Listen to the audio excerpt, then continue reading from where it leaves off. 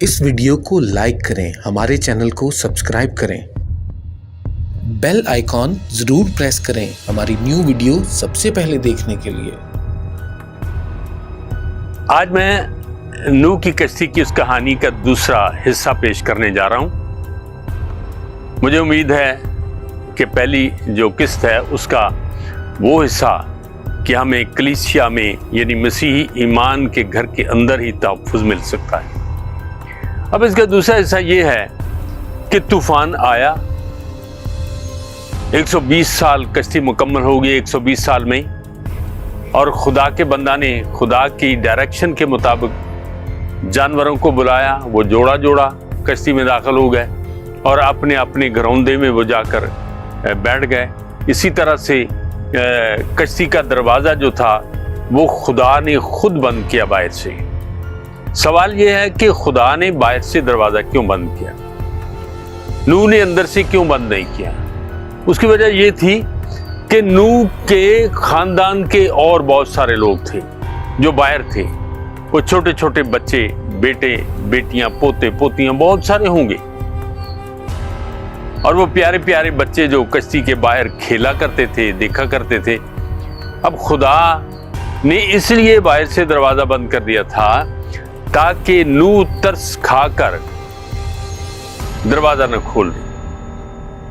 میرے عزیزو، پہلی بات یاد رکھیں کہ ہم مسیحی ایمان کے اندر ابلیس کی چھوٹی چھوٹی شرارتوں کو نہ داخل ہونے، ان کے لیے دروازہ نہ کھولیں۔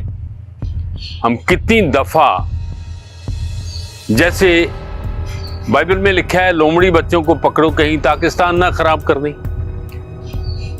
اس کشتی کی بربادی کے لیے یہ کافی تھا کہ اگر نوح نے اندر سے دروازہ بند کیا ہوتا اور بچے کھیلتے چیخے مارتے ہوئے نظر آتے تو وہ دروازہ کھول سکتا تھا۔ خدا جانتا تھا کہ اب وقت ختم ہو چکا ہے۔ اب ہم تھوڑا سا آگے بڑھتے ہیں۔ اب طوفان آ گیا، کشتی اٹھی،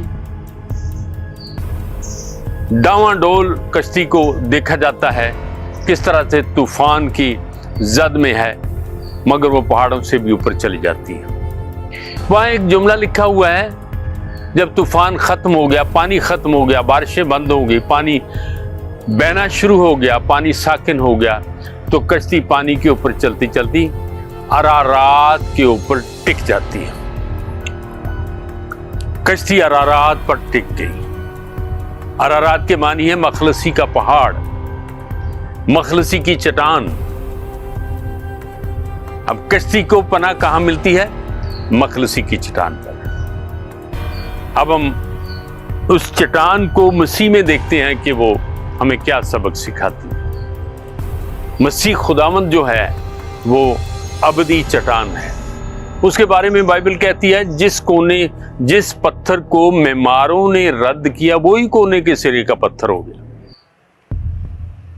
ہماری پناہ، بلکہ بنی نوع انسان کی پناہ، وہ چٹان ہے جس کے اوپر نوح کی کشتی کلیسیا آ کے ٹک جاتی ہے اور وہ اس کے لیے پناہ گاہ بن جاتی ہے۔ مسیحی ایمان جو ہے یہ ایک مذہب کا ایمان نہیں ہے، یہ عالمگیر ایمان ہے، یہ سچائی ہے، یہ ایک خدا کی طرف سے ایک فلسفہ ہے جو دیا گیا ہے، یہ ایک حقیقت ہے کہ بنی نوع انسان کی پناہ وہ ابدی چٹان ہے جو خدا نے قائم کی ہے۔ اس چٹان کا نام ہے خداوند یسوع مسیح۔ جو یسوع مسیح کو ایک عام شخصیت سمجھتے ہیں۔ ایک دن میں بس میں سفر کر رہا تھا تو میری وہ موبائل جو تھا اس کی سکرین کے اوپر خداوند یسوع مسیح کی تصویر لگی ہوئی تھی۔ ایک شخص میرے ساتھ ہی بیٹھا تھا، بزرگ آدمی تھا، وہ مجھے کہتا ہے کہ یہ کس بزرگ کی تصویر ہے؟ میں نے ان کو بتایا وہ کتنی ہی دیر اس تصویر کو دیکھ کر حیران ہو رہا تھا۔ یسوع سب کے لیے ہے، ابدی چٹان سب کے لیے ہے، وہ سب کے لیے پناہ گاہ ہے، وہ ابدی چٹان ہے، اس کے پاس آنا چاہیے۔ جو اس کو ایک عام سی بات سمجھتے ہیں، جو ایماندار بھی عام سی بات سمجھتے ہیں، ان کے لیے یہ موقع ہے کہ وہ خداوند یسوع مسیح کے پاس آئیں جو میرا اور آپ سب کا ارارات ہے۔ ابدی چٹان ہے, زندگی کی چٹان ہے. خداوند ایسا ہی کرنے کی توفیق عطا کرے. آمین.